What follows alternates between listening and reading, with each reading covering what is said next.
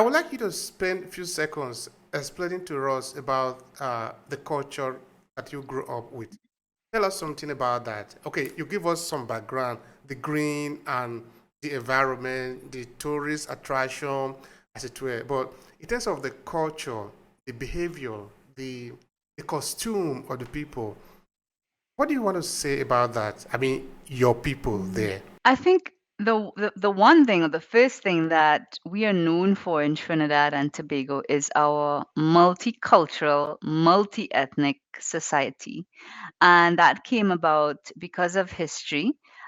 So, as I mentioned earlier, we had our African ancestors who came during slavery, when slavery was abolished in between 1834 1838.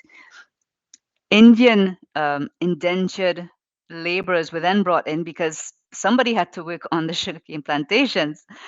So the Indian indentured laborers were brought in. This was another wave of migration that came to the Caribbean and more specifically to Trinidad and Tobago. And then we've had successive waves of migrants who came from Asia, from Europe, from Middle East. And so that has really given rise to a multi-ethnic society where you walk around in the streets and you can't really speak about a pure breed. There's just so much mixing and intermarriages that people look like they could be from any part of the world. You have people with African traits, Indian traits, Caucasian traits mixed. You look at me, you can't necessarily tell exactly what went into me, but I've got a little bit of African, a little bit of Indian, a little bit of, I have uh, ancestors from neighboring Venezuela as well, and Amerindians, the indigenous Indians who lived here. So I'm not saying everybody looks like me, but everybody has some kind of a mix. So that's from the multi-ethnic perspective. In terms of multicultural, so all of these different ethnic groups brought with them their customs and their traditions. So today you find, for example, I mean, I love food. I'm a foodie. So let's talk about food.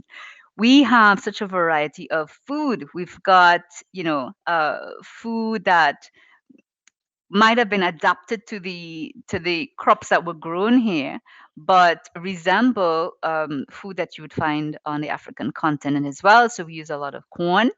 From the Indians, we have a lot of rice and different kind of rotis, what they call roti, dal puri, different sort of flour-based flatbread type dishes that the Indians brought, and of course curry, masala, jira. These are spices Mm.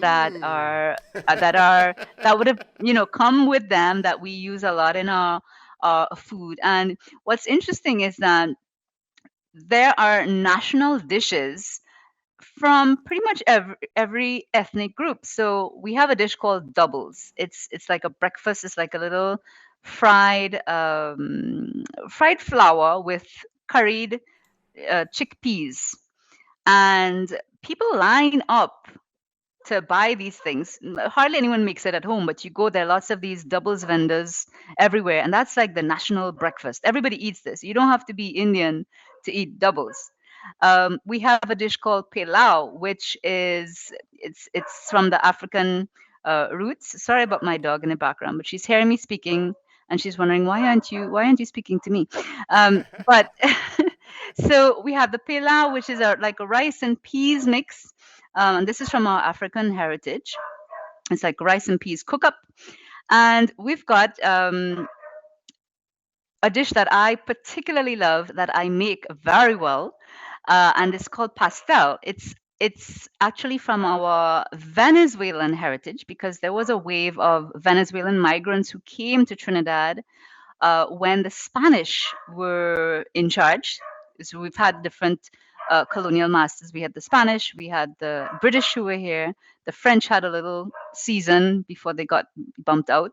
And so we have dishes from that era that now have become the traditional dish at Christmas time. That's like the national Christmas dish, pastels, but came from Venezuela. So there really is a very diverse range of food. Um, we can talk about the culture as well, the music. Our music is quite is world music. It's a fusion music. We gave birth to music called calypso, which is along the lines of a social commentary. It's very what we call conscious music with a very Caribbean tropical beat, calypso.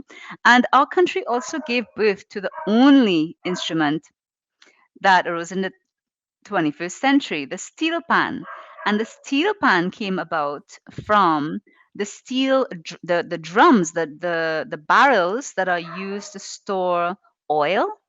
Some brilliant man named Spree Simon decided to take one of those oil drums and mold it into an instrument that we play today. There is a national steel orchestra, and this steel pan has been exported around the globe. And this instrument, this fascinating instrument that's extremely versatile, came out of an oil drum. So I can go on and on and on. Those are just Powerful. a few examples Mhm. of the rich diversity of our Caribbean and Trinidad and Tobago culture. It's so beautiful. It's so beautiful. I love it. In fact, I wouldn't like you to stop, but anyway, at the point where we're going to have to. That is really great. It's great. One thing I wanted to say is that how simple is it to put all these different culture together in one to create this multi cultural society from multi ethnic society? It basically appeared to be that this is the whole world put together in one place with all the kaleidoscope, with all the beauty in it. Most of the time, we live in peace and harmony. Let's just say that. When we look at the demographics of the population, according to the last statistics, it's about 40% persons of African descent, 40% of Indian descent, and 20% is just mixed up with everything else that, or everyone else that would have come to our shores. And as I said, for the most part, we live in harmony. I would say that harmony is threatened whenever there is a general election. Let me explain. Politically, the political parties that have emerged since independence have been along the lines of ethnicity. So there's one party that is generally recognized as the Indian party. There's another party that's generally recognized as the African party. And there have been over the decades, we're just over 50 years old in terms of independence, there have been other parties, political parties that showed up on the scene that tried to propose some sort of alternative to these two major parties with limited success, I would say. But what tends to happen around election time, and I'm not a political scientist, I'll give you my opinion, which is simply that the politicians tend to play around with this issue of ethnicity and class to sort of bolster their supporters, because politicians know who the core of their supporters are, and they will pander to their supporters who are of a particular ethnicity.